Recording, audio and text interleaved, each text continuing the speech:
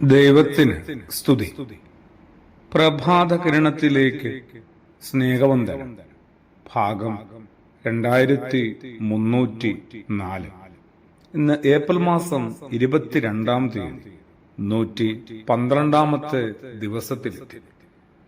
വിശുദ്ധനായ മർക്കോസിന്റെ സുവിശേഷം 6-ാം അധ്യായം. പടകില് അക്കരയ്ക്ക് പോകാനായിട്ട് രാത്രിയില് തുഴഞ്ഞ് തളർന്ന് ഏതാണ്ട് തകർന്ന് തീരാറായ ശിഷ്യരുടെ സമൂഹം. സ്വസ്ഥതയില്, ശാന്തതയില്, സമാധാനത്തില് മലമുകളിൽ പ്രാർത്ഥിക്കുന്ന യേശു. എത്ര ഭംഗിയുള്ള ഒരു രംഗമാണ്.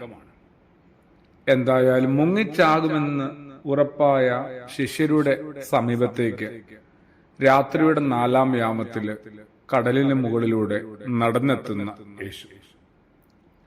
എന്റെ അവശതയും എന്നെ വിഴുങ്ങാനായിട്ട് വാവിളർന്ന അപകടാവസ്ഥയും ഏറ്റവും നന്നായി മനസ്സിലാക്കുന്ന ആളാരാണ്? എന്റെ അടുത്തും അകലത്തുമൊക്കെയുള്ള ക്രിസ്തു യേശു തന്നെയാണ്. പ്രാർത്ഥനയാവട്ടെ യേശുവിന് പ്രഭാതം വരെ നീട്ടേണ്ടതും ആവശ്യമായിരുന്നിരിക്കണം. രാത്രി മുഴുവൻ പ്രാർത്ഥിക്കേണ്ട യേശു രാത്രിയുടെ 4-ാം യാമത്തില് പ്രാർത്ഥന നിർത്തി ശിഷ്യരുടെ അരികിലേക്ക് വരികയാണ്. ഞാനിപ്പോ പ്രാർത്ഥനയിലാണ്, ഇപ്പോൾ ശല്യപ്പെടുത്തരുത് എന്ന് വാതിൽ മുട്ട് കേൾക്കുമ്പോൾ നമുക്കിനി എങ്ങനെ പറയാനാവും? പ്രാർത്ഥനയും മനുഷ്യനോടുള്ള അനുകമ്പയും കരുണയും കരുതലും രണ്ടല്ല, ഒന്നാണെന്ന് യേശു പഠിപ്പിക്കുക.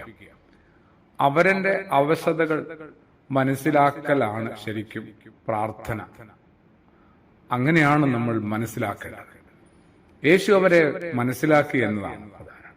മനസ്സിലാക്കണമെങ്കിൽ ആരെ മനസ്സിലാക്കുന്നുവോ അയാളെക്കാൾ എന്റെ മനസ്സ് കുറേയും കൂടി ഒന്ന് വലുതാവില്ല. ചെറിയ പാത്രത്തിൽ വലിയ പാത്രം കൊള്ളുകയില്ല. എന്റെ മനസ്സ് വലുതാകുന്ന അനുസരിച്ച് എനിക്ക് ഏറെ പേരെ മനസ്സിലാക്കാനും ഉൾക്കൊള്ളാനും ചേർത്ത് പിടിക്കാനും പറ്റും. യേശുവിന്റെ മനസ്സ് ലോകത്തോളം വലുതായതുകൊണ്ടാവണം യേശുവിനെ എല്ലാവരും മനസ്സിലാക്കാൻ കഴിയുന്നത്. സക്കായിയെയും സമരിയക്കാരി സ്ത്രീയെയും വ്യഭിചാരത്തിൽ പിടിക്കപ്പെട്ട സ്ത്രീയെയും പാദം കഴുകിയ പാവിനിയെയും ഒക്കെ യേശു അങ്ങനെ മനസ്സിലാക്കിയിട്ടുണ്ട്. ധൂർത്തപുത്രൻ പിതാവിനെ കുറിച്ചും അങ്ങനെ പറയുന്നുണ്ടാവും. മനസ്സിലാക്കൽ പോലെ ബന്ധങ്ങളെ ഭംഗിയാക്കുന്ന, ഊഷ്മളമാക്കുന്ന മറ്റെന്തുണ്ട്? ഗുരുശിഷ്യ ബന്ധത്തിലും ഭാര്യ ഭർത്തൃബന്ധത്തിലും സുഹൃത്ത് ബന്ധത്തിലുമൊക്കെ പ്രതികൂല കാറ്റിൽ വഞ്ചിതൊഴയുന്ന പങ്കാളിയെ, ചങ്ങാതിയെ മനസ്സിലാക്കണ്ടേ? മനസ്സിലാക്കിയാലോ മലയിറങ്ങി വരാതിരിക്കാനാവില്ല. തിരക്കിലാണെന്ന് പറഞ്ഞ് ഒഴിയാനുമാവില്ല. മലയിറങ്ങി വരും. രാത്രിയുടെ 4-ാം യാമമാണെങ്കിൽ പോലും അവൻ തിരമുറിച്ച് കടലിന് മീതെ നടന്നു വരും. ക്ഷോഭിക്കുന്ന കടലിനെ ശാന്തമാക്കും. എന്തൊരു തണുപ്പ് തരുന്ന വിചാരമാണ്. നമ്മളും ഒപ്പമുള്ള മനുഷ്യരുടെ ജീവിതത്തിലേക്ക് ഇങ്ങനെയൊന്ന് ഇറങ്ങിച്ചെല്ലണമെന്ന ഒരു ദൗത്യം കൂടി ഉണ്ട് കേട്ടോ. ക്രിസ്തു വഴികളിൽ യേശുവിനെ അറിയുന്ന ഏതൊരാളുടെയും ജീവിതത്തിൽ ഇങ്ങനെയും കൂടി ഒരു ദൗത്യം ഏറ്റെടുക്കാനും നിർവഹിക്കാനുമുണ്ട്.